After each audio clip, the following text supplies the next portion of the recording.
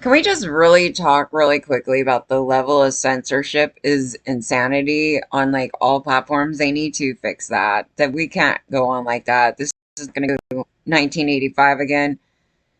If I say state of fact, it's like you could disagree with it, but it's not, you know. Like Generation X is like some of the most violent generations out here.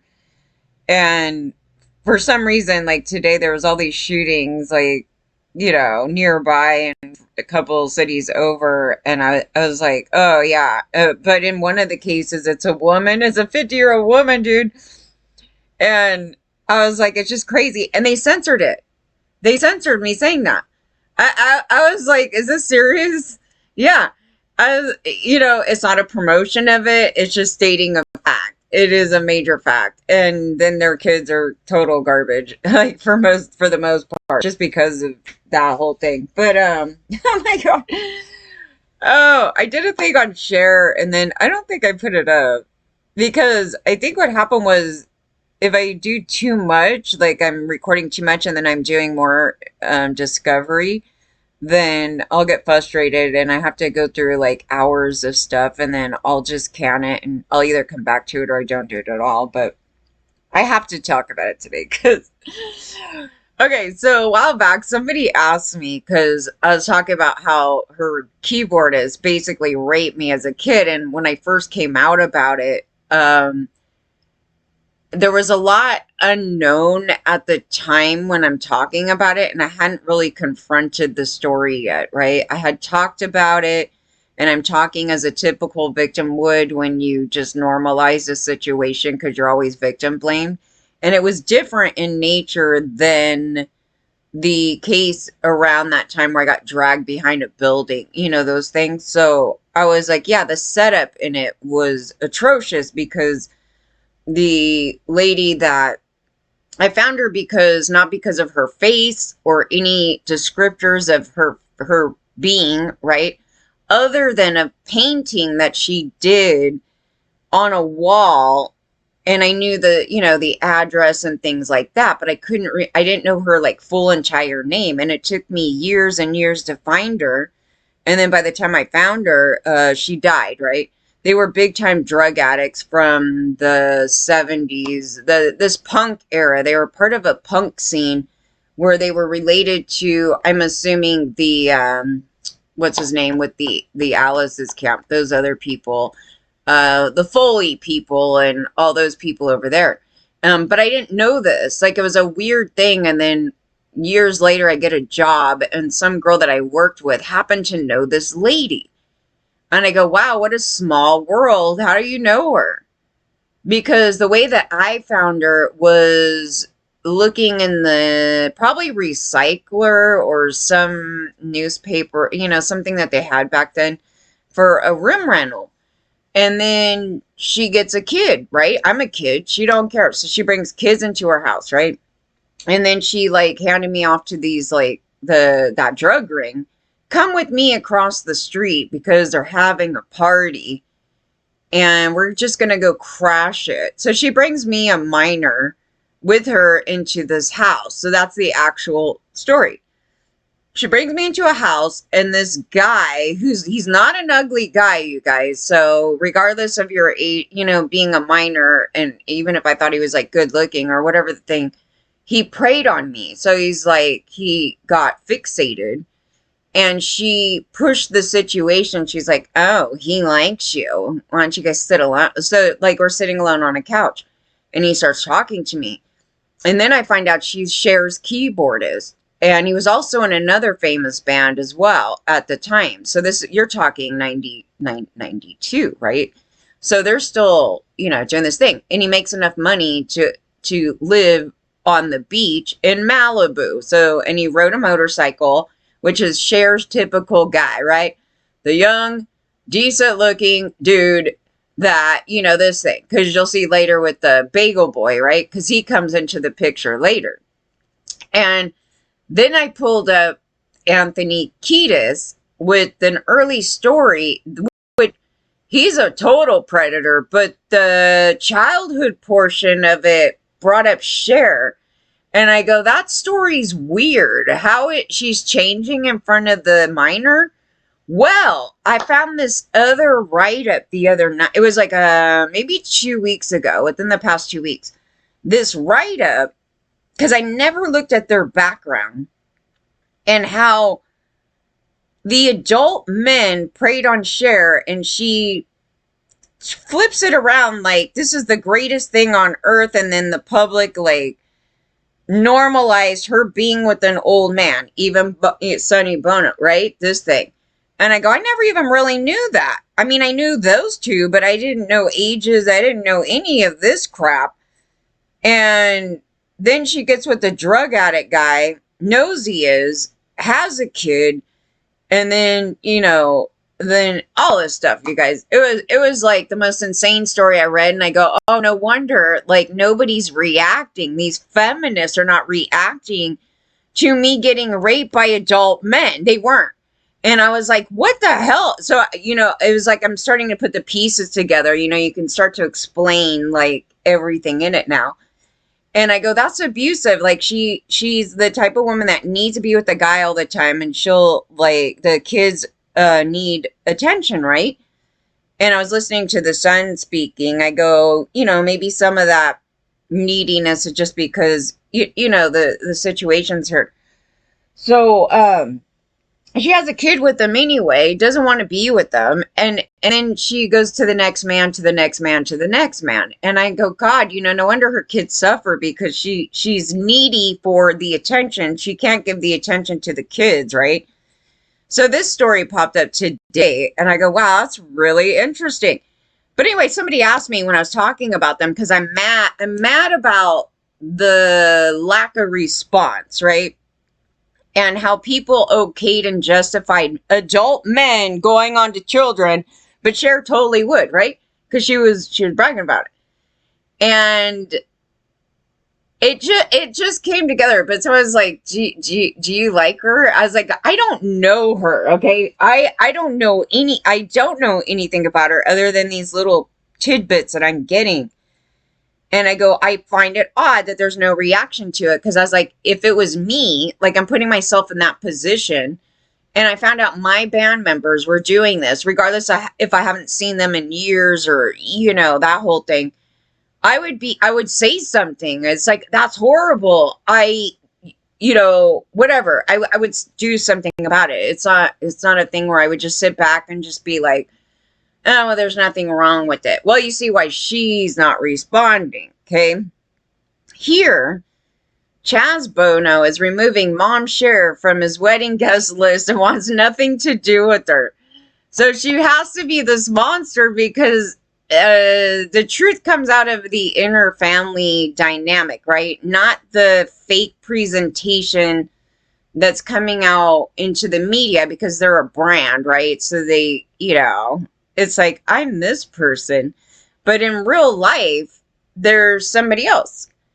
And it's coming together. So I don't know who asked me, do I like Cher? It was so weird, because they asked me, I don't know, sometime last year. Maybe it was last year. It was weird, because I was like, I didn't think about it in that way. Like, do I like her? I was like, well, I don't know her. I go, I'm not really getting a good impression. I'm not getting a good impression because the guy, okay, so Bagel Boy, right? Bagel Boy pops in the story in early 2000. And my friend is hanging out at Depp's bar. And I go, it must have been from there that they met each other. I haven't talked to her in years, you guys. And I wish I could. Like, I'm not angry with her. I just want to get information, like, just go, what happened here? Like, how did this come around? What is, and even on some other stories.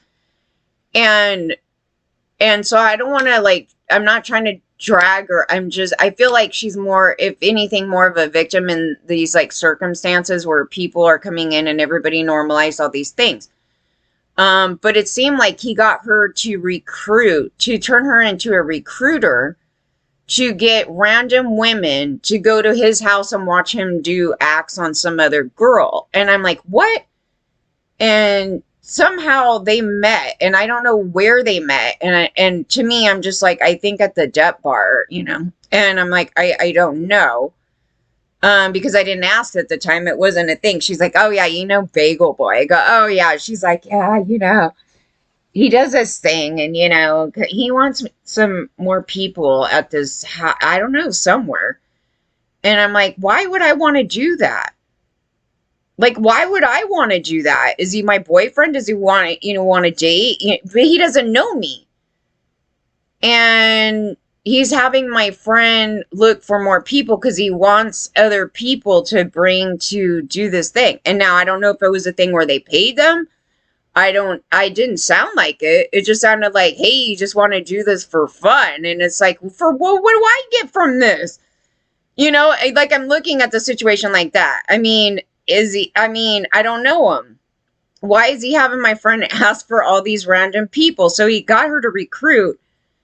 I'm just looking at it going, I could see where he could just obliviously be stupid to just go do that, because maybe she was fine with doing that. But then asking people that are not involved, I don't know. It was a weird thing. And I go, but that's the guy that Cher likes, right? Well, in this write-up, I'm going to have to do a separate thing on the write-up because it's on a whole nother page and I would have to read through this thing. But she's basically saying that was like one of her loves of her life or something, that guy. I go, I could see her getting totally jealous about this shit, you guys. You don't even know. Because if it was a guy that I totally liked and I was with them, and all of a sudden this girl come popping up going, oh, she's my keyboard player who Cher probably was with.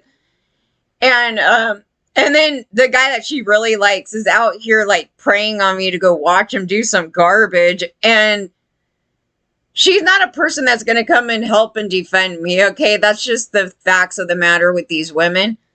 But I'm a different breed, because if I had a guy that did that, I would be really angry at him acting in that way. And, but this is normal behavior with them. Now, I don't know if they did that together, because if he's doing that with somebody else, I don't know if they were recruiting people to watch these two. You know what I mean? Like, what the hell is that?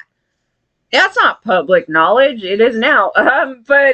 So yeah, I was looking at the situation like, what type of woman is this? Because I wouldn't do this stuff. If I was into that, we'll just put it like this.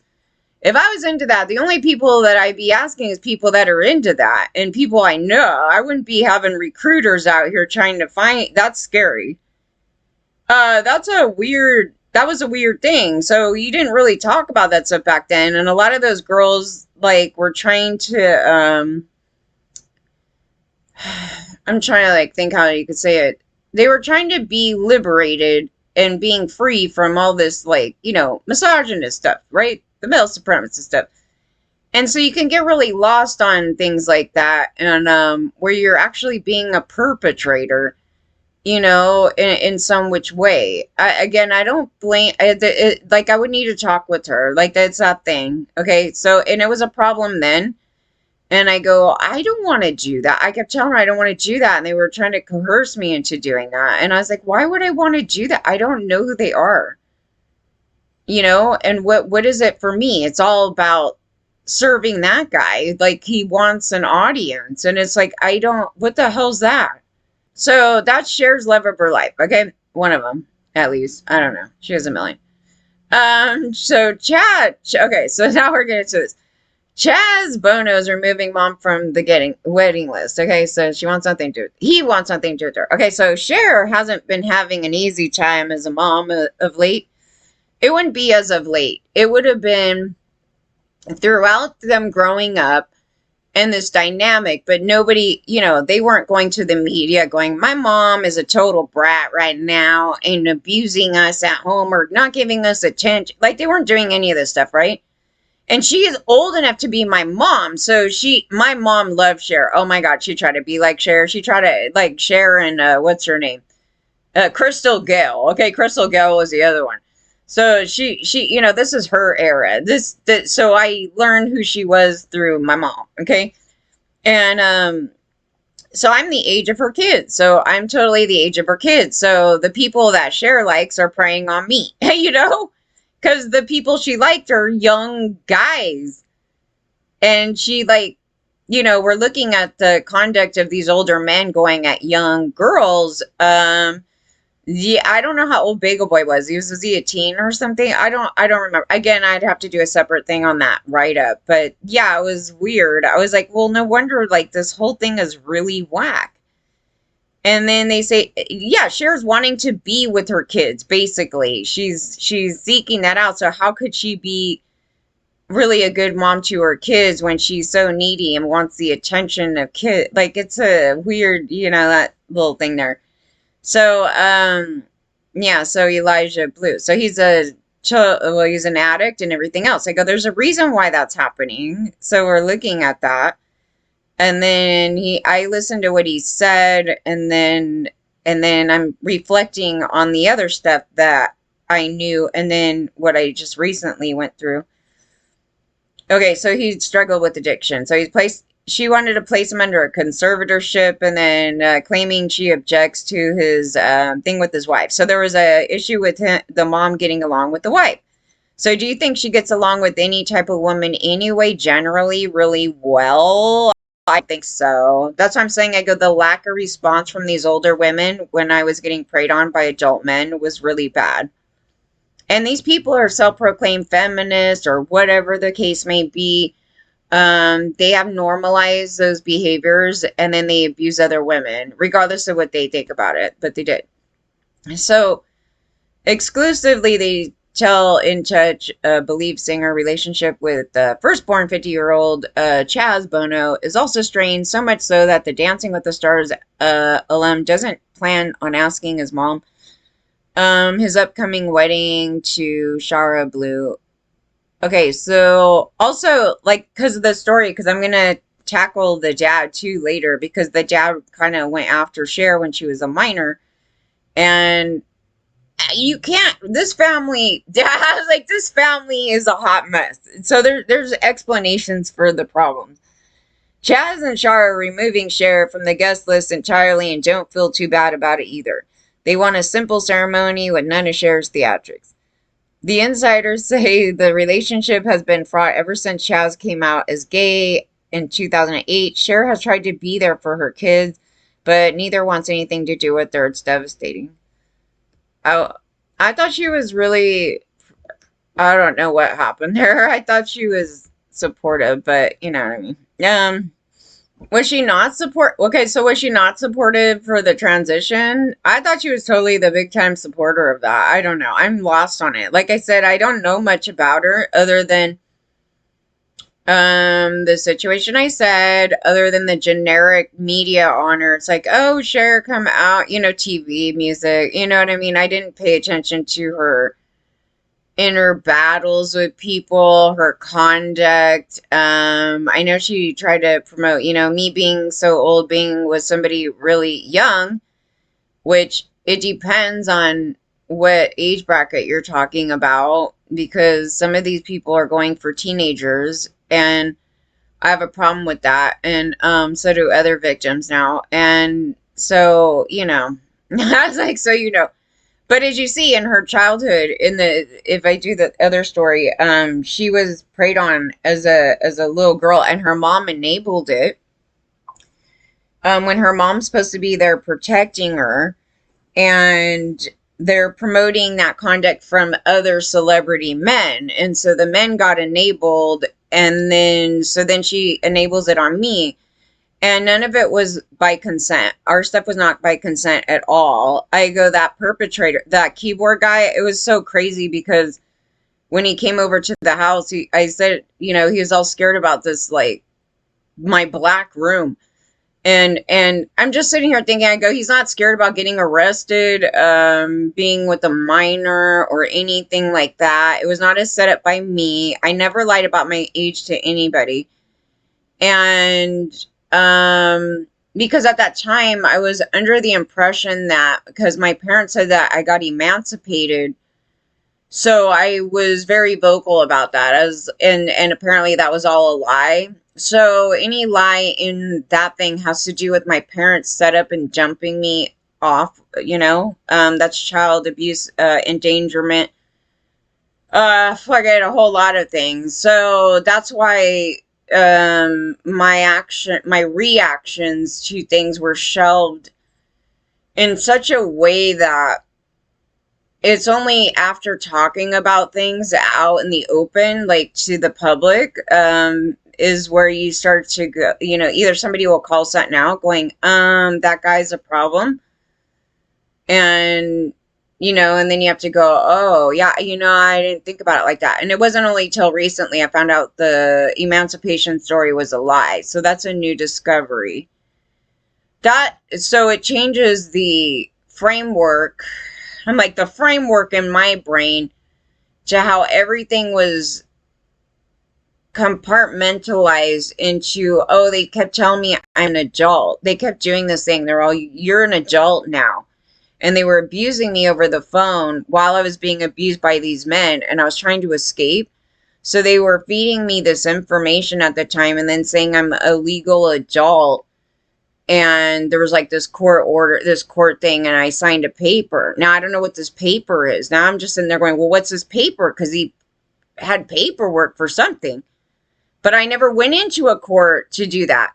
And if there is anything in a court, they need to get sued because I had no means of supporting myself. Like, with the criteria to be emancipated. And in order to do that, you need to go tell a judge, oh, my home life is so bad that, I got to get out of here because, some sort of story, it needs to have some sort of thing there. And I was like, that didn't go on. It was my dad mad that I graduated early and he saw it as a means to get away from him early. That was his own thing about it. And for me, I'm like, I want to get out of school early because I'm getting bullied so bad. And I'm not a stupid kid. And they kept doing that. And so I go, watch this. And I go, boom. And it was more about that thing. And I said they pulled back and didn't celebrate it when that's a huge accomplishment. I mean, you guys, you don't know how much schooling I had to do. It's a huge accomplishment, and I should have been celebrated at the time. Instead, they took it as a very negative thing, and so did another man at the school that tried to hold me back.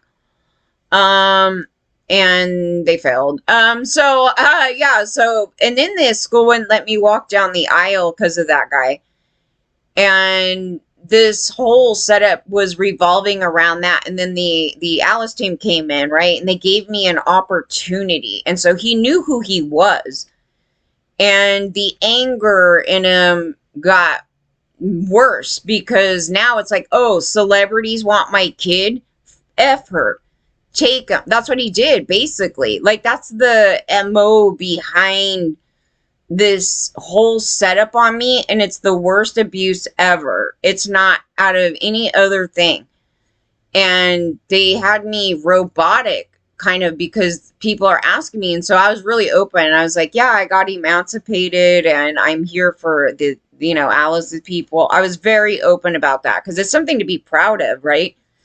And technically, none of those things were, they weren't proper, because one team wanted a kid to prey on sexually, and then the other is doing it out of spite. So you have this dynamic going on, and I got harmed the most in it, and nobody got arrested in this. Even after I said my dad set it up, they can literally go through credential, like their finances. They could have gone through phone records. They could have gone through every means possible to know that I'm not making that up. They could have interviewed my friends back home because they were part of it as well. Nobody made any of that up. And so I'm just angry that other people that knew about it still didn't want to come up into the story to defend it, because if you're there with me, you know about it. So why are you letting the public target me? I don't care what our relationship is with my past friends. I would never let that happen to them. Regardless if I'm feuding with them or whatever, I would never let that happen to them. That's horrible. That's beyond, any little tiff. But as far as investigations go, yeah, they could have questioned them in private. It doesn't need to be a public thing. It just turned into somewhat of a public thing at a point. And to question them to know that I would never make up anything like that. I'm not a psychotic. And people now are treating me that way because they want to present themselves in a way that makes them look good. And there's nothing good about these people. None of them, not the the rapist, predator keyboardist. But Cher is quite a predator in her own right. When you go into the story, I was like, okay, so I don't know if she purposely did something in front of Anthony as a kid. It wasn't questioned because I only read an excerpt of it. And so I didn't read his entire book. I was commenting on him bragging about going after kids and and this thing on TV and all the right things, right? He's going to sit there and deny he did those things. He wrote a book about it. And then I got targeted for bringing up the obvious. And then I won. I will always win because as long as you're on your truth and on the truth, how can you lose? It's like, but there was questions when I'm looking at their childhood on all these guys. Yeah, his father was a pile of you know what and indoctrinated him into these things. And, and that's why, and it's just the explanation as to why he was that way, right? But in the story, Cher got popped up and something weird. And I was like, I don't know. Like it sounded a little predatory in some way. I don't know. It was strange. I don't know the whole thing on it. So it made me question it. And I think maybe that's why it tailed off. Like, do you like Cher? I was like, I don't know, man, because I don't know her, but the stories are not really great here. Okay, so that's where we're gonna end with that right now. Yeah, I mean the sons here are not they're not doing well with her. So but again, there's an explanation for that when you go into her thing. She needs massive therapy, you guys. Like to sit there and be like, "Oh, it's totally fine that I was with as a minor with these adult men and somehow promoting their conduct. It promoted the conduct on the men to do the stuff to me.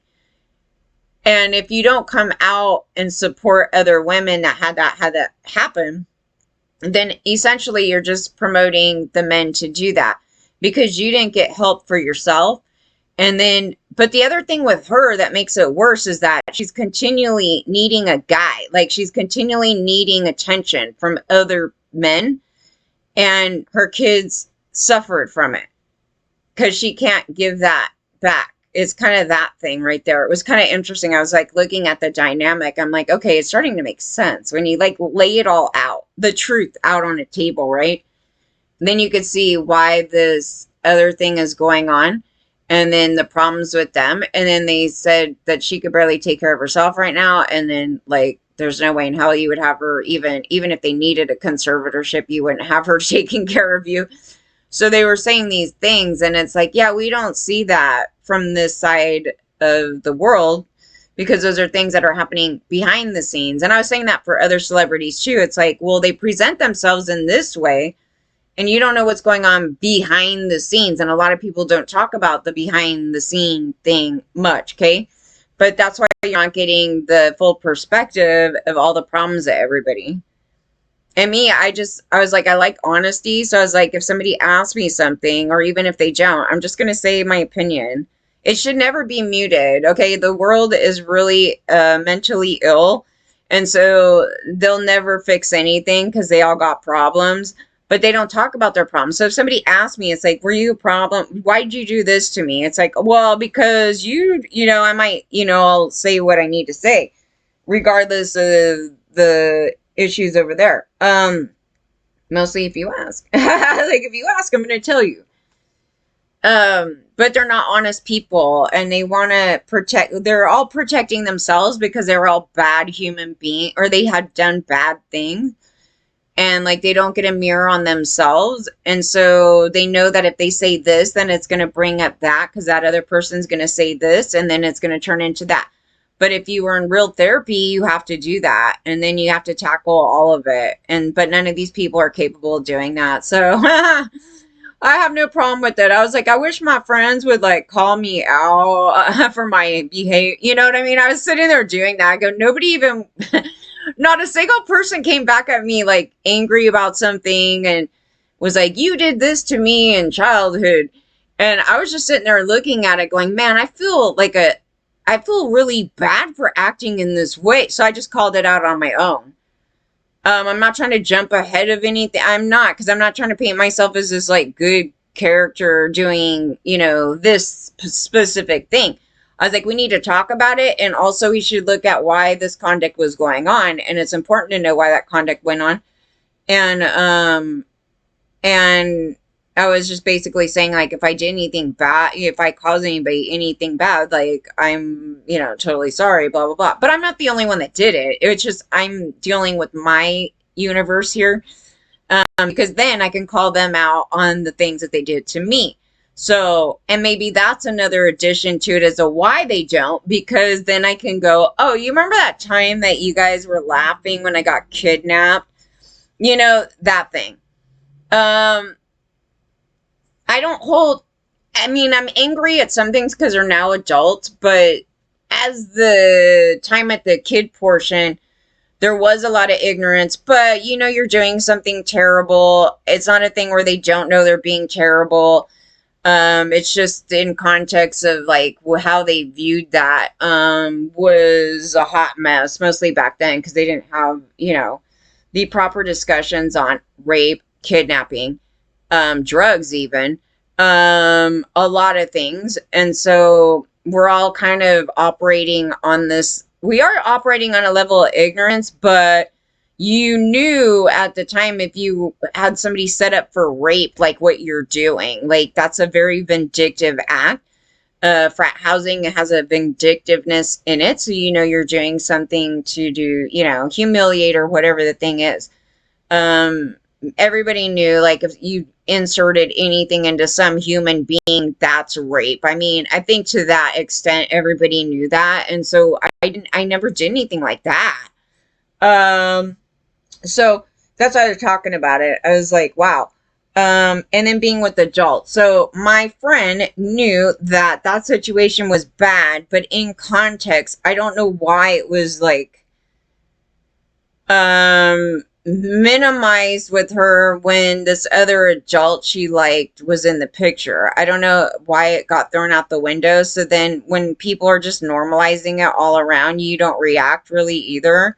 It's kind of that thing. And then I feel bad because I'm making fun of all this shit, and just being oblivious to, the entire thing. Everybody had a problem. So that's why I was kind of like, okay, we got to tackle it, because that's the people that are running the country now. Those are the people that are in powerful places today. And those are the people that are going to enable that same behavior that they did when we were kids.